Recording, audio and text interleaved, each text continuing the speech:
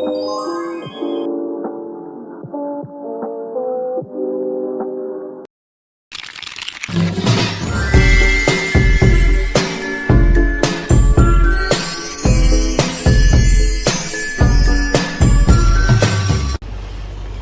everyone, welcome to my presentation.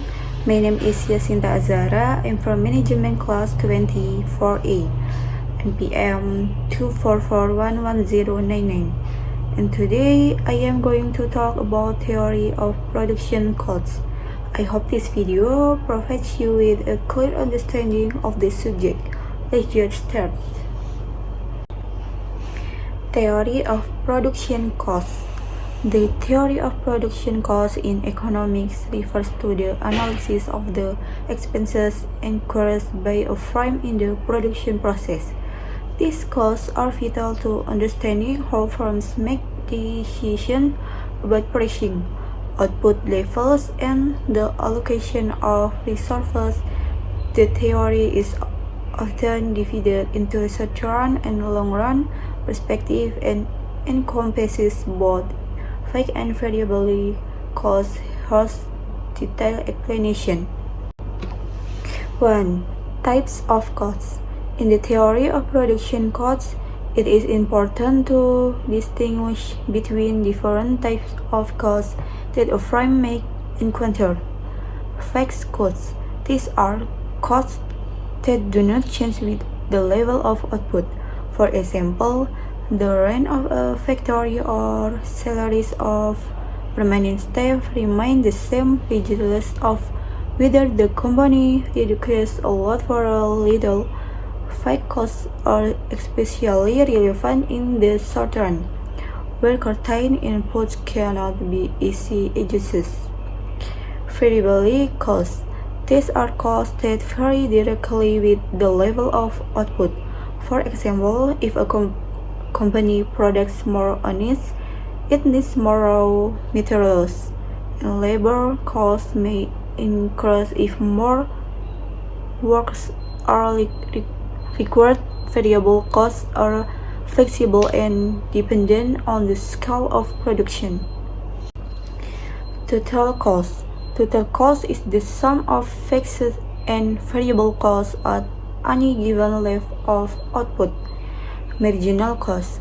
This is the additional cost of producing one more unit of output. Marginal cost is a crucial concept because it helps business decide how much to produce. If the marginal cost of producing an extra unit is lower than the revenue that the unit will bring in, it makes sense for the firm to increase production. Marginal cost typically decreases at first due to economies of scale but can increase as the firm encounters diminishing returns in the short run. Average cost. Average cost is the total cost divided by the number of units produced. It is another important measure for firms in setting price and understanding profitability. 2. Short-run versus long-run costs. Short-run costs. In the short run, at least one factor of production is fixed. Firms cannot immediately adjust all inputs, which leads to different cost structure. For example, if a factory size is fixed in the short run, the firm can only increase output by adding more labor or raw materials, leading to rising a variable cost but exchanges fixed costs. In the short run, firms face the law of diminishing marginal returns as more units of a variable factor are added to a fixed factor. The additional output produced by each extra unit of the variable factor will eventually decrease. This is reflected in the short run cost curves, where marginal cost initially falls but eventually rises as production increases. Long-run costs. In the long run, all inputs can be adjusted because no factors are fixed. Firms can scale up or down by adjusting their capital, labor, and technology.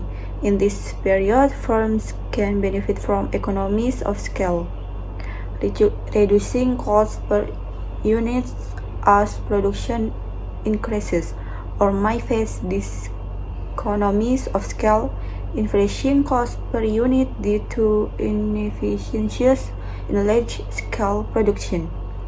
Economies of scale.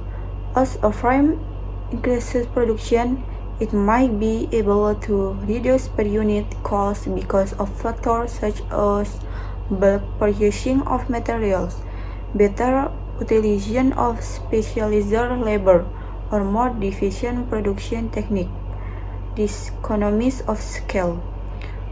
However, after a certain point, the firm may experience rising per unit costs due to coordination difficulties, management inefficiencies, or over utilization of resources. 3. Cost curves. In economic theory, cost curves are graphical representation of the relationship between output level and the various types of costs a firm faces. The key cost curves include marginal cost curve. This curve typically has a slope in the short run due to the law of diminishing returns.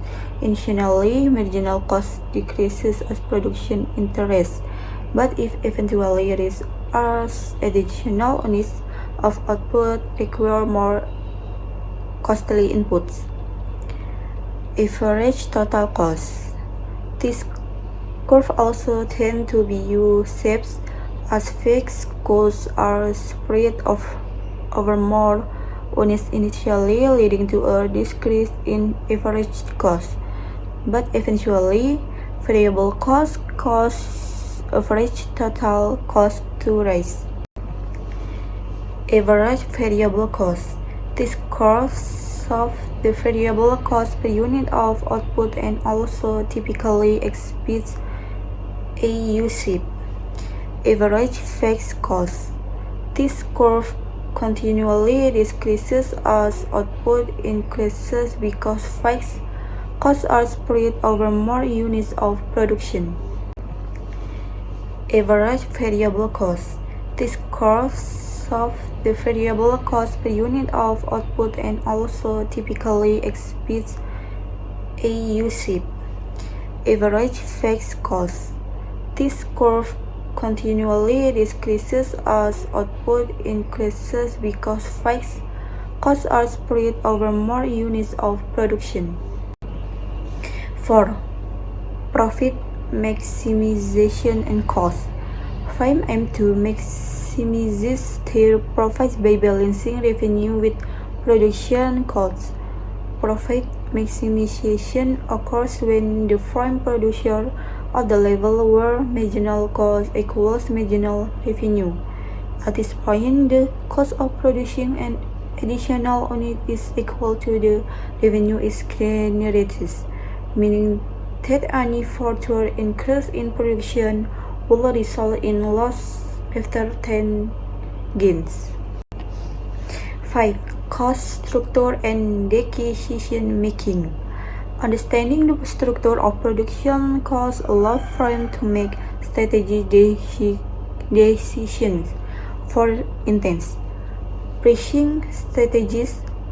Firms need to cover both fixed and variable costs, so they set price based on average cost and anticipated demand. They also consider marginal costs when deciding how much to produce. Scale of operation. In the long run, firms assess whether they should expand or reduce production facilities based on long-run average cost curves. Firms aim to operate at the minimum efficient scale where per unit costs are lowest. Conclusion. In summary, the theory of production costs provides a framework for analyzing the relationship between output and the cost of production. It helps firms understand how to manage resources, set price and determine the optimal level of production.